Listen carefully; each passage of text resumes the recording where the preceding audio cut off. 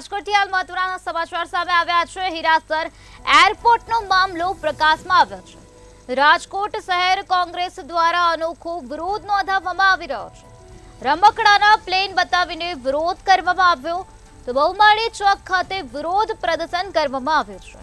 રમકડાના plane ઉડાડીને સૂત્રોચ્ચાર કરવામાં આવ્યા છે, વિરોધ નોંધાવવામાં આવ્યો છે। ઇન્ટરનેશનલ ફ્લાઇટ શરૂ ન થતા વિરોધ નોંધાવવામાં આવ્યો છે। રાજકોટથી આ મહત્વના સમાચાર સામે આવ્યા છે, જ્યાં હીરાસર એરપોર્ટનો મામલો અત્યારે ગરમાઈ ગયો છે। રાજકોટ શહેર કોંગ્રેસ દ્વારા અનોખો વિરોધ કરવામાં આવી રહ્યો છે। અનોખા પ્રકારનો વિરોધ કરવામાં આવ્યો, જેમાં રમકડાના પ્લેન ઉડાડીને સૂત્રોચ્ચાર કરવામાં આવ્યા છે।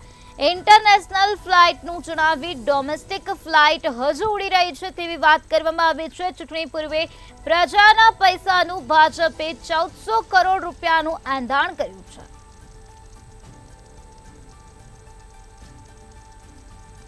તો બહુમાળી ચોક ખાતે વિરોધ પ્રદર્શન કરવામાં આવ્યું છે। રમકડાના પ્લેન બતાવીને વિરોધ નોંધાવવામાં આવી રહ્યો છે। રમકડાના પ્લેન ઉડાડવામાં આવ્યા છે અને સૂત્રોચ્ચાર કરવામાં આવ્યો છે, વિરોધ નોંધાવવામાં આવ્યો છે। ઇન્ટરનેશનલ ફ્લાઇટ શરૂ ન થતા આ પ્રકારે વિરોધ કરવામાં આવી રહ્યો છે। ત્યારે કોંગ્રેસ દ્વારા આક્ષેપ કરવામાં આવ્યા છે કે પ્રજાના પૈસાનું આંધાણ કરવામાં આવ્યું છે। તો આ જ મુદ્દે વધુ માહિતી આપવા માટે આપણી સાથે સંવાદદાતા ધ્રુવ કુંડેલ જોડાઈ ગયા છે। શ્રી ધ્રુવ, રાજકોટ હીરાસર એરપોર્ટનો મામલો સામે આવ્યો, જેમાં ઇન્ટરનેશનલ ફ્લાઇટ શરૂ ન થતા વિરોધ નોંધાવવામાં આવ્યો છે।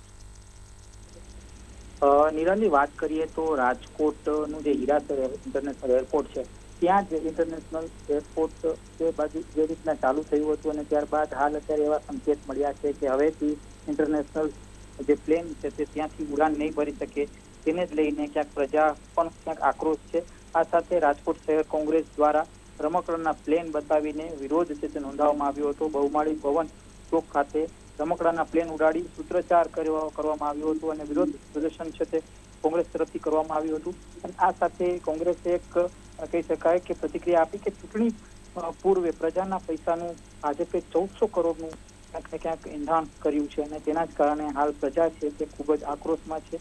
ઇન્ટરનેશનલ ફ્લાઇટની વાત કરવામાં આવે તો ઇન્ટરનેશનલ ફ્લાઇટ જે રાજકોટને મળત તો સૌરાષ્ટ્રવાસીઓને ખૂબ જ લાભ થાય, પણ હાલ જે હીરાસર એરપોર્ટ છે ત્યાંથી માત્ર ને માત્ર ડોમેસ્ટિક ફ્લાઇટ જ ઉડી રહી છે અને તેના જ કારણે સૌરાષ્ટ્રવાસીઓને ક્યાંક મોટો ફટકો પડી રહ્યો છે। 15 ઓગસ્ટ સુધીમાં એરપોર્ટ ખાતે સ્થાયી ટર્મિનલનું નિર્માણ પૂર્ણ થશે, આ પ્રકારની ક્યાંક વિગતો તો સામે આવી ચૂકી છે, પણ નિર્માણ કાર્ય પૂર્ણ થયા બાદ સ્થાયી ટર્મિનલ ડોમેસ્ટિક ફ્લાઇટનું જ ક્યાંક સંચાલન કરશે, આવી વિગતો મળતા તે ચેમ્બર ઓફ કોમર્સ એટલે કે રાજકોટનું ચેમ્બર ઓફ કોમર્સ હોય કે પછી જે રાજકોટ વાસીઓ છે તે ક્યાંક ને ક્યાંક ખૂબ જ દુઃખી છે, આક્રોશમાં છે અને અસંતોષની લાગણી ક્યાંક તેઓ વ્યક્ત કરી રહ્યા છે। ખાસ ઇન્ટરનેશનલ ફ્લાઇટના સંચાલન માટે અન્ય સ્થાયી ટર્મિનલ બનાવવા માટે ક્યાંક પ્લાનિંગ તો ચાલી રહ્યું છે, પણ હજી સુધી તેનું જે કાર્ય છે તે શરૂ નથી કરવામાં આવ્યું।